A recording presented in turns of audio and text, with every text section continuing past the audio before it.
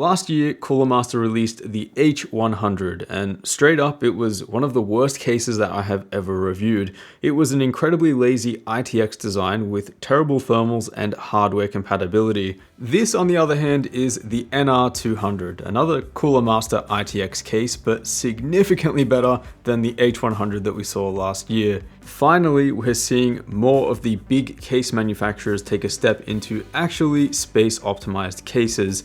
There is a lot to talk about here for the NR200, and I think it's going to surprise a lot of you, so let's take a look.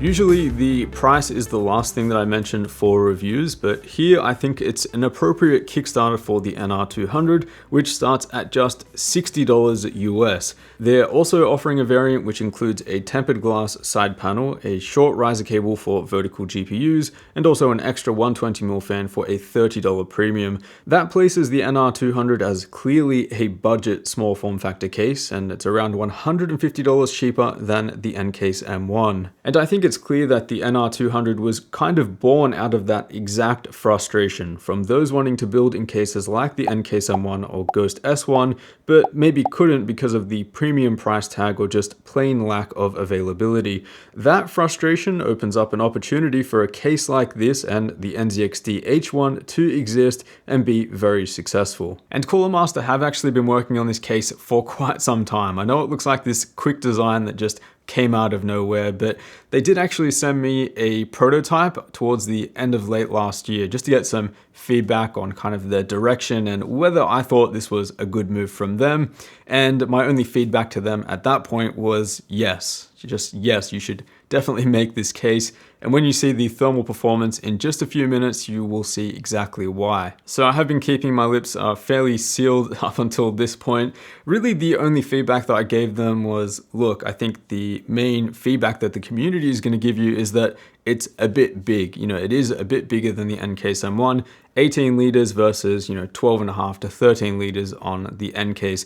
But it does make sense when you see the hardware compatibility and extra stuff that you can put in the NR200. So this leads me into the exterior design of the NR200, which is clearly inspired by those premium small form factor cases. From the front, the NR200 does look like a scaled up Ghost S1, and then from the other side and also on the interior, it looks like an XL version of the N-Case M1. Overall, I think the NR200 looks pretty clean, and honestly, I think it's what a lot of users have been asking for. A reasonably priced case with solid hardware compatibility under 20 liters that also has a clean design. The top panel is easily one of the design highlights of the NR200 in my opinion, with the entire surface consisting of a super breathable fine mesh. You can actually mount two 120mm fans directly underneath here, and with the NR200P, those will be included. These have a nice toolless installation here as well, which I thought was pretty neat. The two side panels are ventilated by default, but like I said, you do have the option for that tempered glass if you opt for the NR200P. The quality of the TG panel is actually not bad. It has a light tint with blacked out borders and a completely toolless installation. The side panels also use the same push pin mechanism to attach just like the N-Case M1, but with a hinge at the bottom. Of course, tempered glass is not the ideal option at all if you're looking to maximize thermal and noise performance, but if you're looking to do an air-cooled build in this case or even a custom loop, I can see that tempered glass panel being fairly popular. Now at 18 liters in volume, the NR200 is getting close to the limit of what we define as a small form factor case, which we'd typically say is under 20 liters. This makes it around 40% larger than the N-Case M1 and even slightly larger than the Streetcom DA2. So portability, in my opinion, is realistically out of the question for this one. I'd definitely reserve the NR200 for a desktop only build. That extra volume though does start to make sense when we take a look at hardware compatibility, and starting with the side mounted radiator, you can install up to a 280mm AIO here. The one that I've got installed in there is the NZXT Kraken X62. Something to note is that the Kraken X62 here is really pushing the limits of what you can squeeze in here. By no means was it a tight fit, but I do bet that there are 280mm rads out there that won't fit in the NR200. So just make sure you do your research if you are looking to install a 280mm AIO in this case. If you're looking to air cool, fairly large CPU coolers up to 158mm in height are compatible here. That means that the Noctua NH-D15 is just 2mm too tall, the Be Quiet Dark Rock 4 is 1mm too tall, and the Noctua NH-U12A just fits. 3-slot graphics cards up to 330mm in length and 156mm in height, including the power connectors, will fit in the NR200, so pretty much the biggest graphics cards on the market. Now, if you're interested in buying this to do a custom loop, although it is a budget case, it does make sense somewhat here because you can mount either a DDC or D5 pump on the power supply cover or at the very front of the case. Both of those locations do have the correct mounting for either of those pumps. So for the NR200, the optimal configuration for cooling would look something like this. Two 120mm fans underneath the graphics card, a 280mm AIO for the CPU, and two fans mounted at the very top of the case. You can also mount a 92mm fan at the rear of the case. They do include one, but at that point you have 7 total fans in the system. So honestly, I don't think that fan is necessary for a liquid cooled setup like this. Now, if you do go with the NR200P, there is a different way to use this case, and that's with a vertical GPU and a bottom-mounted radiator.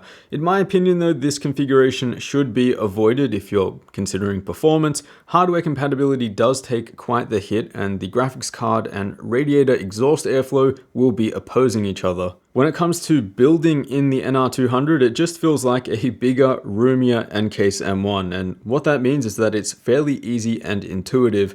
The hardest part though is cable management. The test build that I have here has 6 fans in total, which required 3 fan splitters, so you'll want to spend a bit of extra time wrapping things up with a few zip ties. Now for thermal and noise testing, I have completely revamped the testing methodology for this review and have begun retesting most of the cases that you've probably seen in previous videos. So there aren't a ton of cases in the following charts, but I've tried to include the couple that matter most in comparison to the NR200. So for the new testing, I had the time to test the N-Case M1, the Streacom DA2, the NZXT H1, and of course the Cooler Master NR200. This chart shows CPU thermals in Blender after 25 minutes with Intel's 10-core 10900K at 5 GHz. In our previous CPU thermal benchmarks, the N-Case M1 held the lead for quite a long time, but with more realistic fan speeds this time around, that leaves some room for the NR200 to take the lead with its bigger cooler. After all, the NR200 is around 40% larger in volume, has a 280mm rad over the M1's 240, and probably most importantly, an additional 2 120mm fans at the top of the case to exhaust the hot air from the interior. It can beat the N-Case M1 by around 3 degrees C here whilst operating a bit quieter as well.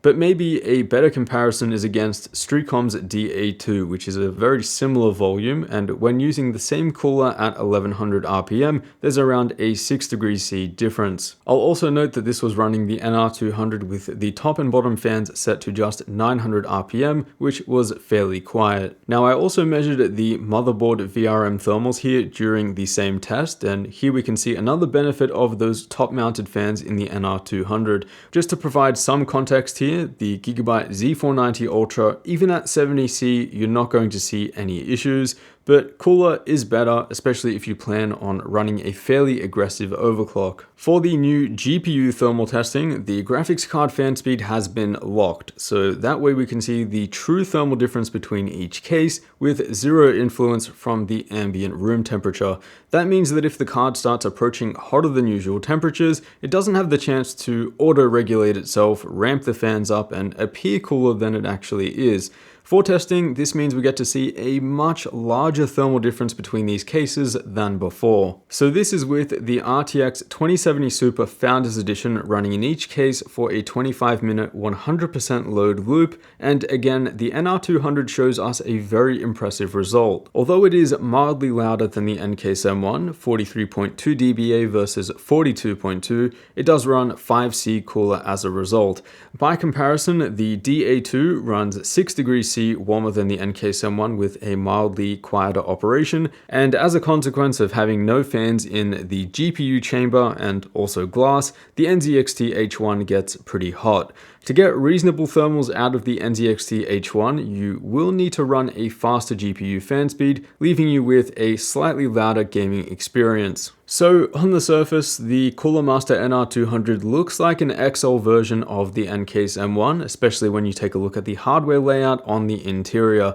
The thermal performance also reflects this. It does beat the M1 by a decent margin as well, just as it should with a larger cooler and more fans. Except it's not an NKSM1 XL because it's $60 US, which makes it a really easy recommendation for anyone looking for a flexible, relatively space optimized ITX case under 20 liters for a desktop gaming system or workstation. I would definitely consider this a case that your future systems can grow into, with support for big graphics cards and plenty of CPU cooling. So definitely an easy recommendation from me, and I think this is definitely going to be one of those ITX cases that stays at the top of the thermal charts for quite some time. If you are interested, you can find it linked down below, and hopefully it's in stock by the time this video goes up. And of course, we will be doing some more content on this case. We'll be testing different CPU coolers, we'll test the alternate layout, and of course, the tempered glass side panel. As always, guys, a huge thanks for watching, and I will see you all in the next one.